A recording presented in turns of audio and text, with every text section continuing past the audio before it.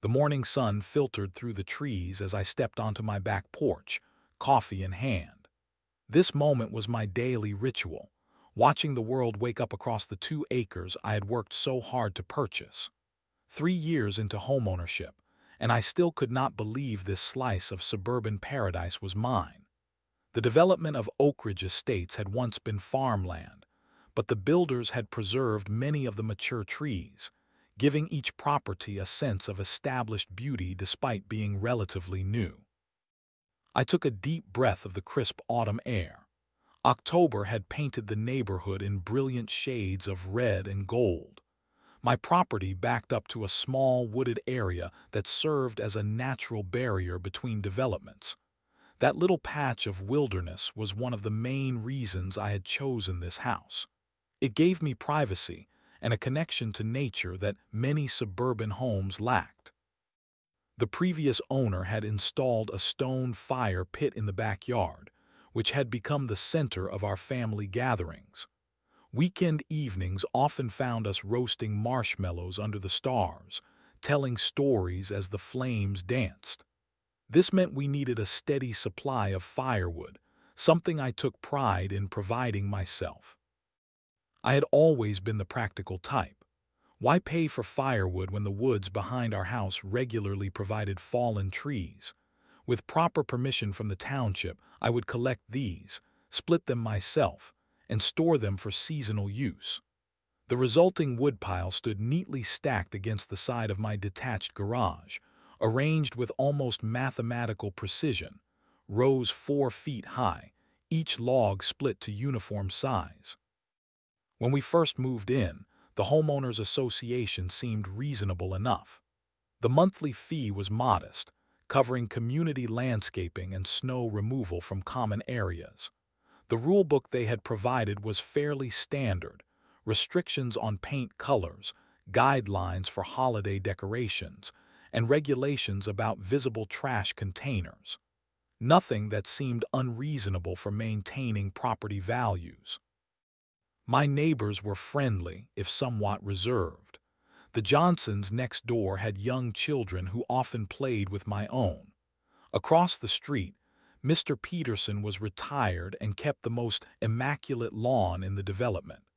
He often shared gardening tips when I was working in the yard. Everyone seemed content with their little piece of suburban life. It was during a neighborhood barbecue that I first heard about Corinne Thompson. She had recently been elected to the HOA board and had immediately begun advocating for stricter enforcement of the community guidelines. Some neighbors rolled their eyes when discussing her, but I paid little attention to the gossip. I had always been a rule follower by nature, so I was not particularly concerned about HOA enforcement. She measured the height of my hedge with a tape measure, Mrs. Davenport whispered over paper plates of potato salad, said it was 3 inches too tall, and threatened a fine if I did not trim it immediately. Mr. Peterson nodded knowingly. She cited me for having my garbage cans visible from the street. They were behind my bushes, but apparently that was not good enough. I listened politely but remained unconcerned. My property was well maintained, and I had reviewed the HOA guidelines carefully when we moved in. Everything seemed to be in compliance, including my woodpile, which the previous owner had maintained in the same location without issue. How wrong I was to dismiss their warnings. Looking back now, I should have recognized those conversations as the first rumbles of an approaching storm. But in that golden afternoon, watching my children play with neighbors beneath autumn trees, I remained blissfully unaware of the conflict brewing on the horizon. My woodpile stood tall and orderly against the garage, each log a promise of warmth for the coming winter. I had no idea that this simple collection of split trees would soon become the centerpiece of a neighborhood war. The first hint of trouble arrived in an official-looking envelope. The Oak Ridge Estates logo was printed in the corner, along with the words "Important Notice" in bold red letters. I opened it while sorting through the Daily Mail, expecting perhaps a notification about community landscaping or an upcoming neighborhood event. Instead, I found a formal citation for improper storage of combustible materials. According to the notice, my woodpile violated Section 7, Paragraph 4 of the Community Guidelines regarding outdoor storage. The letter stated that I had 14 days to rectify the situation or face a fine of $75, with additional penalties accruing for continued noncompliance. I reread the notice several times, confusion giving way to irritation. The woodpile had been in the same location for years, even before we purchased the home. Not once had it been mentioned as an issue during our buying process or in the 3 years since. I pulled out the community guidelines and flipped to the reference section. The paragraph in question stated that combustible materials must be stored in approved containers or structures. The definition of approved structures was vague at best, referring to another section that merely specified that all external structures required HOA approval. There was nothing explicitly prohibiting a traditional woodpile stored against a garage. I decided to address the situation directly. The notice was signed by K. Thompson, HOA compliance officer. I would simply explain that the woodpile was temporary seasonal storage, neatly maintained, and had been in place since before our purchase of the home without previous complaint. I did not have to wait long for a face-to-face encounter. The very next Saturday morning, as I was washing my car in the driveway, a silver SUV with the HOA logo on the door pulled up to the curb. A woman emerged, clipboard in hand, dressed in pressed khakis and a polo shirt with the community logo embroidered on the chest. Her blonde hair was cut in a precise bob, and designer sunglasses perched on her nose despite the cloudy day. "Good morning," she called out with a smile that did not reach her eyes. "I am Corinne Thompson, compliance officer for Oak Ridge Estates. I trust you received our notice regarding property violations." I dried my hands on a towel and approached her, extending my hand. "Yes, I did. I was actually hopping to discuss that with someone. The woodpile has been here since before we bought the house, and no one has ever mentioned it being a problem before." Corinne did not take my offered hand, instead glancing down at her clipboard. "Well, we have new board members now who are committed to maintaining our community standards. The previous administration was rather lax in enforcement, unfortunately." Without waiting for a response, she walked past me toward the side of the garage where the woodpile stood. I followed, increasingly annoyed by her presumptuous inspection of my property. "As you can see," she said, gesturing with her pen, "this constitutes improper storage of combustible materials. It presents a fire hazard and detracts from the aesthetic unity of our community. The guidelines clearly state all such materials must be stored in approved structures." "It is just seasoned firewood," I explained. "It is not a fire hazard. It is actually safer stored this way, with proper air circulation, than it would be in an enclosed space." Corinne looked at me as if I had suggested storing nuclear waste in my yard. "The guidelines do not make exceptions based on your personal assessment of safety risks. All combustible materials must be stored in approved structures. Additionally," she continued, making a note on her clipboard, "I notice your garden hose is not properly stored when not in use." I glanced at the garden hose, neatly coiled beside the spigot on the side of the house. What exactly is improper about that? Section 12, Paragraph 2, garden equipment must be stored out of sight when not in active use. She peered over her glasses at me. "I do not see you actively using the hose at this moment, do you?" The conversation continued in this vein for another 10 minutes. Corinne found issue with the height of my bird feeder, the spacing of my landscape rocks, and even suggested that the shade of blue I had used for my porch furniture might not be on the approved color palette.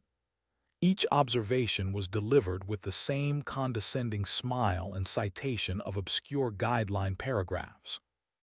Finally, she handed me an updated notice with the new violations listed. You have 14 days to address these issues. The board meets on the last Tuesday of the month if you wish to apply for any variances or exceptions, though I should warn you that such requests are rarely approved for aesthetic violations. As she walked back to her vehicle, she paused and turned. Oh, and about the woodpile. You will need to either construct an approved wood storage shed, plans must be submitted to the architectural committee, of course, or remove the wood entirely. We recommend the latter for simplicity. I watched her drive away, the notice crumpled slightly in my clenched hand. That evening, I reluctantly rearranged my woodpile to make it less visible from the street and stored my garden hose in the garage. The bird feeder was lowered, and I researched approved wood storage options online. The cost of building an approved shed was prohibitive, nearly $2,000 for materials alone, plus the fees for architectural review. The entire situation seemed absurd, but I decided it was easier to make reasonable accommodations than fight a battle over what seemed like minor issues. I had no idea that this was just the opening salvo in what would become a much larger conflict. Corinne had identified her target, and she was just getting started. November arrived with an early cold snap. Frost covered the ground as I left for work on a Tuesday morning, reminding me that winter was approaching faster than the calendar suggested. I made a mental note to bring in an armload of firewood that evening. The forecast predicted temperatures would drop below freezing, making it a perfect night for the season's first fire. The workday dragged on longer than expected. A series of emergency meetings kept me at the office until well after dark. By the time I turned onto my street, exhaustion had settled into my bones. The thought of that crackling fire and a hot meal was all that kept me going. As I pulled into my driveway, my headlights swept across the side of the garage, and I froze. Something was wrong. The familiar silhouette of my woodpile was missing. I parked hurriedly and got out of the car, thinking perhaps my tired eyes were playing tricks on me. But as I rounded the corner of the garage, the truth was undeniable. My entire woodpile was gone. 3 cords of seasoned hardwood, oak, maple, and hickory that I had split, stacked, and carefully dried over the past year had vanished. In its place was nothing but bare ground and a few scattered wood chips. I stood there in disbelief, my breath forming clouds in the cold night air. At first, I wondered if I had been robbed. Seasoned firewood was not cheap, and 3 cords represented hundreds of dollars in value, not to mention the hours of labor I had invested. I pulled out my phone and turned on its flashlight, searching for any clues. The ground showed clear signs of activity, drag marks, wheel tracks from what looked like a cart or wheelbarrow, and footprints of multiple people. "Did you just get home?" The voice startled me. My neighbor, Mr. Peterson, was standing at the edge of his property, wrapped in a heavy coat. "I was wondering when you would discover what happened." "Do you know what happened to my woodpile?" I asked, walking toward him. He nodded grimly. "The HOA removal team took it all. They were here for hours this morning, loading it into their truck. I thought you must have arranged it, though it seemed strange." My confusion turned to anger as his words sank in. The HOA took my firewood, without permission or even notification. "They had some official-looking paperwork," Mr. Peterson said. "That woman from the board was supervising the whole operation, the one with the blonde bob haircut." "Corinne," I said, the name coming out like a curse. "That is the one. She was very particular about making sure they got every last piece, even had them rake the area clean afterward. I thanked Mr. Peterson for the information and went inside, anger building with each step. My wife looked up from dinner preparations, immediately sensing my mood. "What is wrong?" she asked. "Karen and the HOA stole our firewood, all of it." I explained what had happened as I found the HOA contact information. The main office would be closed at this hour, but there was an emergency number listed for urgent property matters. The call was answered by a bored-sounding security guard who took my information and promised someone would contact me the next day. I insisted this was an emergency. With temperatures dropping and no alternate heat source ready, we needed our wood returned immediately. He apologized but said he had no authority to address the situation. Sleep was difficult that night. I kept imagining Corinne directing workers to load my property into trucks, all while brandishing some document that supposedly gave her the right to take what did not belong to her. By morning, my anger had crystallized into cold determination. I would get answers, and I would get my property back, or compensation for it. The HOA office opened at 9. I was on their doorstep at 9:01, having taken the morning off work to resolve this situation. The receptionist seemed startled by my intensity, but directed me to wait while she contacted someone about my complaint. 20 minutes later, Corinne herself emerged from a back office. "Mr. Mitchell," she said with that same insincere smile, "I understand you have concerns about the removal operation yesterday." "Concerns? You stole my property, 3 cords of seasoned firewood that represented countless hours of my labor." Corinne's smile did not waver. "I assure you, everything was done according to protocol. Your woodpile was in violation of community guidelines, as you were notified on October 15th. The 14-day rectification period expired, and removal was authorized per Section 18 of the covenant agreement you signed when purchasing your property." "Removal does not mean theft," I responded, struggling to keep my voice level. "Where is my wood now? I want it returned immediately." "That will not be possible," she said, her tone suggesting she was explaining something to a child. "Community resources were expended in the removal operation. The materials have been repurposed for community use or properly disposed of as potential fire hazards." "Repurposed? You mean you took my firewood and gave it to someone else?" "The material was distributed through the Community Assistance Program to residents in need of heating resources," Corinne stated flatly. "As for your assertion that this constitutes theft, I suggest you review your homeowner agreement. The HOA has clear authority to remove non-compliant items from properties after proper notification, which you received." I demanded to speak with the HOA president or legal counsel, but Corinne informed me that all enforcement actions had been properly approved by the board. She offered to make a note of my complaint for the next meeting, scheduled for the end of the month, well after the cold weather would have set in. As I left the office, defeat temporarily overshadowing my anger, I overheard a staff member mention deliveries to board members' homes. I paused, listening more carefully, and caught fragments of conversation about the quality hardwood that had been collected recently. The implication was clear. Corinne and her fellow board members had not only authorized the theft of my firewood but had also helped themselves to the spoils. What had begun as frustration over petty rule enforcement had evolved into something far more corrupt. As I walked to my car, the cold November wind cut through my jacket, a reminder of the chilly nights ahead in a house without enough firewood. But something else was burning within me now, a determination to find justice, one way or another. The next HOA meeting was scheduled for the last Tuesday of November.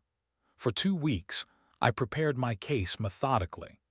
I documented everything: the original woodpile photos, the violation notice, witness statements from neighbors who saw the removal, and research on local property laws that seemed to contradict the HOA's authority to confiscate personal property. I even consulted with a lawyer, though the consultation fee alone was enough to make me hesitate about pursuing legal action. Attorney James Brewer listened patiently to my story in his modest office downtown, occasionally making notes on a yellow legal pad. "Unfortunately," he said after I had finished, "HOA agreements create a complex legal environment.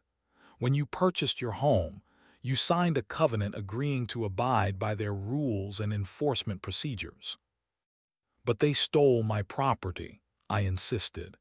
"That has to be illegal regardless of what I signed." Attorney Brewer sighed and removed his glasses. "HOAs operate in a special legal space. Courts have repeatedly upheld their right to enforce community standards, including removal of non-compliant items. The question would be whether they followed their own procedures properly." He reviewed the documents I had brought. They did provide written notice and allowed the specified time for correction. The language in Section 18 about removal at owner's expense is unfortunately quite clear. Fighting this would be costly, with limited chances of success. His advice was to appeal directly to the board, request compensation for the removed wood based on market value, and document everything in case the situation escalated further. I left his office feeling deflated but still determined to have my say at the upcoming meeting. The community center was unusually crowded on the night of the meeting. Word had spread about my situation, and it seemed I was not the only resident with grievances about the aggressive new enforcement policies. The board members sat at a long table at the front of the room, with Karen positioned prominently beside the president, an elderly man named Walter Green who appeared to be half asleep already. The meeting followed a rigid structure. Minutes from the previous meeting were read and approved. Financial reports were presented. Committee updates were delivered. Finally, after nearly an hour of tedious administrative matters, they opened the floor for resident comments. I had signed up to speak first. As I approached the podium, I felt dozens of eyes on me, some sympathetic, others curious, a few hostile. I laid out my case as clearly and calmly as I could, describing the removal of my firewood without adequate notice and requesting either the return of my property or fair compensation for its value. The wood represented approximately 3 cords of seasoned hardwood, I concluded. At current market rates, that amounts to about $750, not including the labor involved in splitting and stacking. I am requesting the HOA reimburse me for this amount, given that the wood was my personal property and was removed without my consent.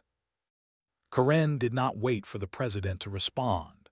Mr. Mitchell was provided proper notice regarding his non-compliant storage of combustible materials, she stated for the record. The removal was conducted in accordance with Section 18 of the Community Covenant, which he agreed to upon purchasing his property. The HOA is not liable for compensation when enforcing compliance measures. Walter Green nodded sleepily. Does anyone on the board wish to comment further on this matter? The other board members, 2 men and another woman, glanced at Karen before shaking their heads. Their silence spoke volumes about who truly wielded power in this organization. "In that case," Walter said, "we will take no further action on this matter. The enforcement was carried out in accordance with our bylaws." Just like that, my case was dismissed. Several other residents spoke after me, raising similar concerns about overzealous enforcement and seemingly arbitrary interpretations of the rules. Each complaint was handled the same way. Karen would cite the relevant bylaw section, the board would nod in agreement, and the matter would be closed without discussion. After the meeting, I approached individual board members, hoping to make a more personal appeal. The first, a middle-aged man named Robert Winters, actually seemed sympathetic. "I understand your frustration," he said quietly, "but the board votes as a block on enforcement matters. Karen has been very persuasive about the need for stricter standards." "Did you know my firewood was distributed to residents in need?" I asked, because I heard staff talking about deliveries to board members' homes. Robert looked uncomfortable. "I cannot comment on that, but you might want to be careful about making accusations without proof." The other board members were even less helpful. One hurried away claiming another appointment. Another suggested I learn to work within the system. The last one, an older woman named Patricia, simply said, "Karen is very thorough in her research of the bylaws. If she says it was a violation, I trust her judgment." It became clear that Karen had consolidated her power on the board through some combination of intimidation and alliance building. The other members either feared crossing her or benefited from her aggressive approach to rule enforcement. As residents filed out of the meeting, several approached me with their own stories. One had been fined for a birdhouse deemed an unauthorized structure. Another had received citations for holiday decorations put up 2 days before the officially allowed date. A young couple had been denied permission to install a small vegetable garden because it might disrupt landscape aesthetic uniformity. Each story reinforced what I was beginning to understand. This was not simply about rules or property values or community standards. This was about power and control, wielded by someone who took pleasure in exerting authority over others. Karen was not just enforcing rules. She was creating an atmosphere of fear and compliance through arbitrary enforcement and harsh penalties. That night, I sat in my living room, the house chillier than usual without our regular evening fire. My options seemed limited. Legal action would be expensive and uncertain. The HOA board was firmly under Karen's influence. Moving was financially impossible in the short term, and anyway, why should I be forced from my home because of one person's unreasonable behavior? As I stared out the window at the dark November night, I realized I needed to think differently about this problem. If traditional paths to justice were blocked, perhaps it was time to consider alternatives. Not revenge, exactly, but a form of justice that would work within the very system Karen had weaponized against her neighbors. The idea was still forming, nebulous and uncertain. But for the first time since discovering my missing woodpile, I felt something other than anger or frustration. I felt the first stirrings of hope, and perhaps a touch of something darker, something that understood Karen's language of power all too well. The first real snow of the season arrived the weekend after the HOA meeting. I watched from my kitchen window as white flakes accumulated on the barren spot where my woodpile had once stood. The house felt cold despite the furnace running constantly. Not physically cold, perhaps, but emptied of the warmth and comfort that came from our evening fires. My wife suggested we simply buy replacement firewood. "It is not worth all this stress," she argued. "We can have a cord delivered tomorrow." She was right, of course. The practical solution was to accept the loss and move on. But something deeper had been awakened in me, a sense of injustice that could not be satisfied by simply replacing what had been taken. This was about principle now, about not allowing someone to abuse their authority without consequence. "I need some air," I told her, pulling on my winter coat. I am going for a walk. The woods behind our development were peaceful under their fresh blanket of snow. My footprints were the only marks disrupting the pristine white surface. The cold air cleared my head as I followed a familiar path deeper into the trees. These woods were not expansive, perhaps 10 acres in total, but they provided a barrier between housing developments and a welcome escape from suburban uniformity. About a quarter-mile in, I came upon a fallen oak tree, likely toppled during the strong winds we had experienced a few weeks earlier. Its massive trunk stretched across the path, roots torn from the earth on one end. I paused to examine it, appreciating the sheer size of the tree that must have stood for decades before succumbing to the storm. As I circled the fallen giant, something caught my attention. The center of the trunk was hollow, not unusual for older trees, which often rot from the inside while appearing solid from the outside. But what made me stop and look closer was what had taken up residence in the hollowed cavity. A colony of carpenter ants had claimed the space. Even in the winter cold, I could see evidence of their presence. The fine sawdust-like material they produce when excavating wood, and even a few hardy specimens moving slowly in the protected space of the hollow trunk. I knelt down for a closer look. Carpenter ants, unlike termites, do not actually eat wood they excavate it to create nesting galleries. They prefer wood that is already damp and partially decayed, exactly like this fallen oak. What had been a dying tree was now a thriving insect community. Something clicked in my mind. I stood up and looked around the woods with new purpose. There were other fallen trees and branches scattered throughout the area, natural deadfall that accumulated in any wooded space.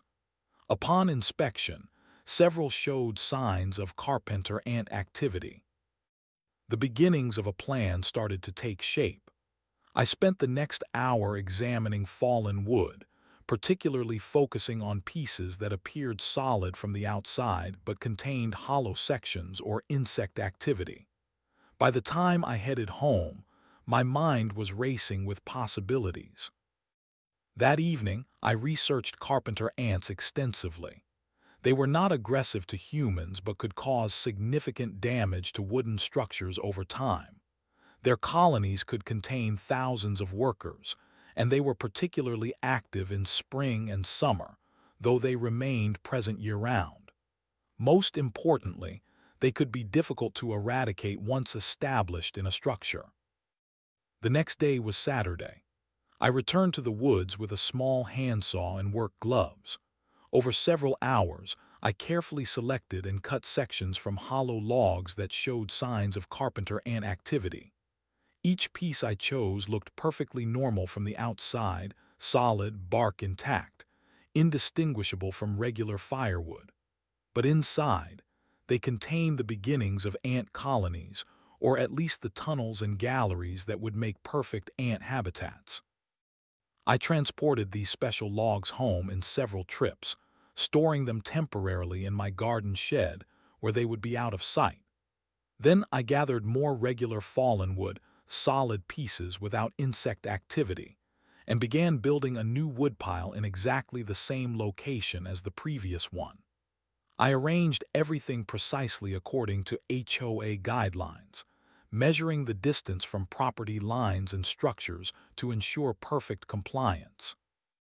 The hollow logs with ant activity were positioned strategically throughout the pile. From the outside, the woodpile looked completely normal, perhaps even more orderly and professional than my previous stack. I had been careful to select logs of uniform size, creating a visually appealing arrangement that would be impossible to criticize on aesthetic grounds. As I positioned the last piece, a sense of satisfaction washed over me. This new woodpile was both perfectly compliant with HOA regulations and a perfect Trojan horse. If Karen could take my property under the guise of rule enforcement, perhaps it was time she received something in return, a gift that would keep on giving long after the wood was burned. I knew I needed to be patient. Winter had fully settled in, and the ant colonies would be relatively dormant until warmer weather returned. But carpenter ants could become active indoors at any time if the temperature was right. And something told me that Karen, with her appreciation for quality hardwood, would not resist helping herself to my new supply. Over the next few days, I added finishing touches to my woodpile. I positioned the most attractive pieces, including several hollow logs with active ant colonies, at the front and top where they would be most visible and accessible. I even added a small, tasteful sign reading "Seasoned Hardwood," both a description and, perhaps, a subtle acknowledgement of what was to come. The trap was set. Now all I needed was for Karen to take the bait. Given her history, I did not expect to wait long. December arrived with frigid temperatures and holiday decorations throughout the neighborhood. I had been careful to install our own Christmas lights exactly on December 1st, the first day permitted by HOA regulations, and precisely according to the approved design guidelines. The last thing I needed was to give Karen any reason to visit my property before my plan could unfold. My new woodpile stood pristine against the garage, covered with a regulation tarp that protected it from snow while allowing air circulation. From all appearances, it was the model of HOA compliance: measured, orderly, and aesthetically inoffensive.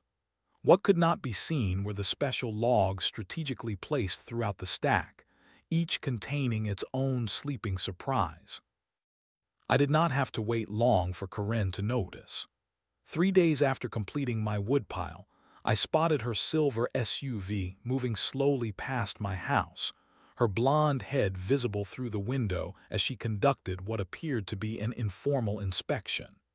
She paused briefly when she reached my property, and I could see her making notes on her ever-present clipboard. The next day, I returned home from work to find an official HOA notification attached to my front door. It congratulated me on bringing my wood storage into compliance with community standards, but reminded me that such storage was considered temporary and that I should consider a permanent approved structure for future use. The passive-aggressive tone was unmistakably Karen's, but the notice contained no actual violations or threats of fines. For the next week, I went about my routine normally. I occasionally removed a few ordinary logs from the pile for my own use, being careful never to disturb the special ones I had planted. Each time I adjusted the woodpile, I made sure it remained visually appealing and perfectly aligned, a temptation that I hoped would prove irresistible. The opportunity I had been waiting for arrived sooner than expected. On a Tuesday morning, I received a text from Mr. Peterson: "HOA truck at your house, removing wood again." I had anticipated this possibility and had installed a small security camera hidden under the eaves of my garage, positioned to monitor the woodpile. I immediately checked the live feed on my phone. Sure enough, 2 men in HOA maintenance uniforms were loading wood from my pile into the back of a pickup truck. Karen stood nearby, directing the operation with precise gestures of her clipboard. I watched as she personally inspected several pieces before they were loaded, setting aside a few choice logs, including, to my satisfaction, 2 of the hollow ones I had carefully placed near the top of the pile. These special selections were not placed in the truck with the others, but instead were loaded into the back of Karen's own SUV. I continued monitoring the situation remotely, documenting everything with screenshots from the security camera feed. Within an hour, my entire woodpile had been removed. Karen supervised the cleanup, ensuring not a splinter remained behind, before departing with her personal selection of logs. Rather than immediately rushing home or confronting the HOA, I remained at work and maintained my normal schedule. That evening, I reviewed the security footage in detail, saving copies to a secure cloud storage location. The video clearly showed Karen selecting specific pieces for herself, while directing the remainder to be loaded into the HOA truck. Over the next few days, I made no complaints about the missing woodpile. I did not contact the HOA office or attempt to attend any board meetings. Instead, I waited patiently, knowing that nature would take its course in due time. The first sign that my plan was working came 2 weeks later. While shopping at the local hardware store, I overheard a conversation between two employees restocking the pest control aisle. "Another order for Oak Ridge Estates," one said to the other. "Third one this week from the same address on Maple Drive." "What do they need all that ant spray for in December?" his colleague asked. "No idea, but they seem desperate. Lady on the phone said the regular strength stuff is not working at all." I smiled to myself as I pushed my cart past them. Maple Drive was where many of the larger, more expensive homes in our development were located, including Karen's sizable colonial with its perfectly manicured lawn. A few days later, Mr. Peterson waved me over as I collected my mail. "Have you heard about the pest problems on the other side of the neighborhood?" he asked, with a gleam in his eye that suggested he suspected I might know something. "What kind of pest problems?" I asked innocently. "Carpenter ants, apparently. Several homes have them, including our esteemed HOA compliance officer." He chuckled. "Funny thing is, it is the middle of winter, not the usual season for ant problems." I shrugged. "Nature finds a way, I suppose." "Indeed it does," he replied with a knowing smile. "Indeed it does." As December progressed, word spread throughout the neighborhood about the mysterious ant infestations affecting several homes, all belonging to HOA board members, and all particularly severe in Karen's residence. The coincidence was not lost on neighbors who had suffered under her enforcement regime, though no one could prove any connection to the twice confiscated woodpiles from my property. I maintained a careful neutrality when the subject arose in neighborhood conversations, expressing appropriate concern and surprise. Privately, I monitored the situation through neighborhood gossip and occasional glimpses of the pest control trucks that had become regular visitors to Karen's home. My revenge was unfolding perfectly, silent, untraceable, and persistent. The carpenter ants, warmed by indoor heating and finding themselves in new wooden structures, were doing exactly what nature had programmed them to do. And Karen, who had been so eager to take what was not hers, was learning a valuable lesson about the natural consequences of her actions. January brought record cold temperatures and increasing reports of structural damage to several homes in the development, most notably Karen's. What had begun as a simple ant problem had evolved into something more serious as the carpenter ants established colonies within the walls and support beams of affected houses.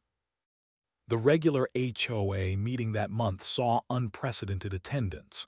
Residents packed the community center, many standing along the walls when the seats filled. The atmosphere was tense, with whispered conversation ceasing abruptly when Karen entered the room. She looked noticeably different. Her precise bob haircut appeared less kempt, dark circles shadowed her eyes, and her typically immaculate clothing showed signs of haste in its selection. Walter Green called the meeting to order with visible reluctance. "Before we address regular business, we have an urgent matter regarding a pest infestation affecting several properties in our community." Karen stood, clutching a folder of papers. "As some of you may have heard, several homes have experienced carpenter ant infestations. The situation is particularly severe in 4 residences, including my own. These insects have caused extensive damage to interior walls, support beams, and wooden fixtures. Early estimates for repairs exceed $20,000 per affected household. Murmurs spread through the crowd. I remained silent, my face carefully neutral as Karen continued. The HOA has consulted with 3 pest control companies. All confirm this is an unusual situation. Carpenter ants typically become dormant in winter, yet these colonies are highly active. Furthermore, they appear resistant to standard treatments. Her voice trembled slightly.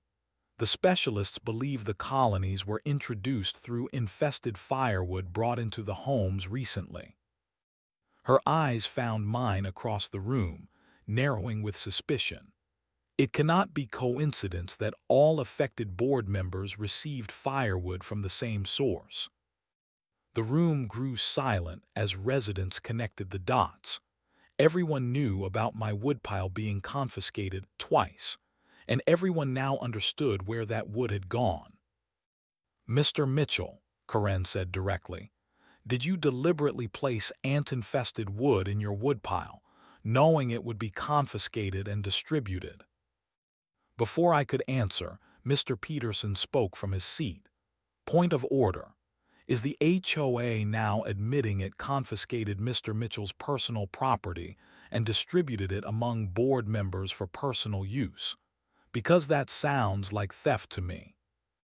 Voices raised in agreement. Walter Green banged his gavel for order. "No one is accusing anyone of anything at this time. We are simply trying to understand the source of the infestation." I stood slowly, feeling every eye in the room upon me. I built my woodpile using fallen logs from the woods behind our development. I followed every HOA guideline for its placement and appearance. I never gave permission for that wood to be removed from my property, nor did I authorize its distribution to board members' homes. My voice remained calm and measured.